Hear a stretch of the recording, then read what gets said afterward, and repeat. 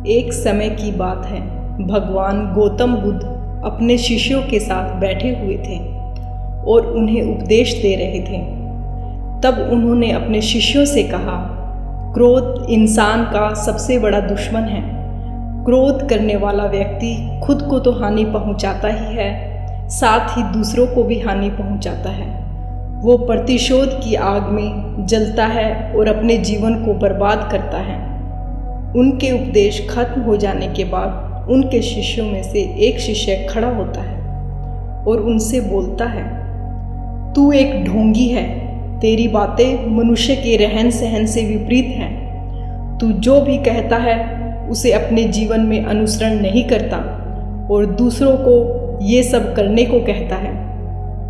जब उसका वो शिष्य गौतम बुद्ध को उल्टी सीधी बातें कह रहा था, तब गौतम बुद्ध ने कोई प्रतिक्रिया नहीं दी और वे शांत बैठे थे। ऐसे में वो व्यक्ति और भी ज़्यादा गुस्सा हो गया और गुस्से में आकर उसने गौतम बुद्ध के मुंह पर थूक दिया।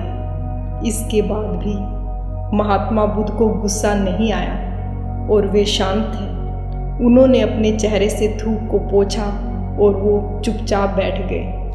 ये सब देखकर उस शिष्य को समझ नहीं आया कि वो क्या करे। गुस्से में आकर वो उस जगह को छोड़कर चला गया और अगले दिन अपने घर पहुंचा।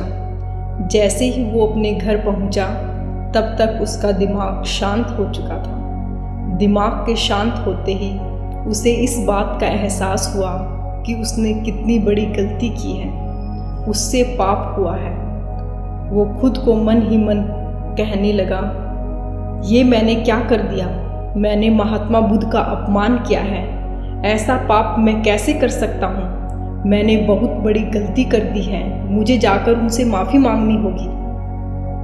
ये कहकर वो तुरंत ही महात्मा बुद्ध के पास चला गया, लेकिन गौतम बुद्ध उस स्थान पर नहीं थे। ऐसे में वो शिष्य जगह जगह भटककर उन्हें खोजने लगा। जैसे ही उसे महात्मा बुद्ध मिले, वो उनके पैरों पर गिर गया और उनसे कहने लगा, मुझे माफ़ कर दीजिए, मुझसे गलती हुई है। मैंने आपका अपमान किया है, मैंने ये बहुत बड़ा पाप किया है। ये सब देखकर गौतम बुद्ध ने उससे कहा, शांत हो जाओ, क्या बात है? मुझे बताओ, तुम कौन हो? गौतम बुद्ध के ये पूछने पर वह शिष्य चौंक गया। वो सोचने लगा कि महात्मा बुद्ध मुझे कैसे भूल सकते हैं, मैंने तो उनका अपमान किया था। उसने महात्मा बुद्ध से कहा, मैं वही शिष्य हूँ जिसने कल आपका अपमान किया था। ये कहकर वो आत्मग्लानि से भर गया। महात्मा बुद्ध ने कहा, हमें कल की बातों को कल में ही छोड़ देना चाहिए। वो अच्छी हो या बुरी, उनके बारे में बार बार विचार नहीं करना चाहिए। मैं बीती हुई बातों को पीछे छोड़कर आगे चलता हूँ और ऐसा ही हम सबको करना भी चाहिए।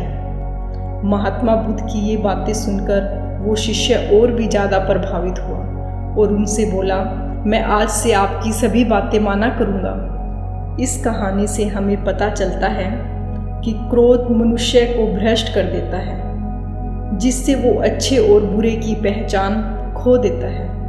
इसीलिए मनुष्य को कभी भी क्रोध नहीं करना चाहिए। इस कहानी से ये भी सीख मिलती है कि बीती हुई बातों को भूलकर हमें आगे बढ़ना चाहिए।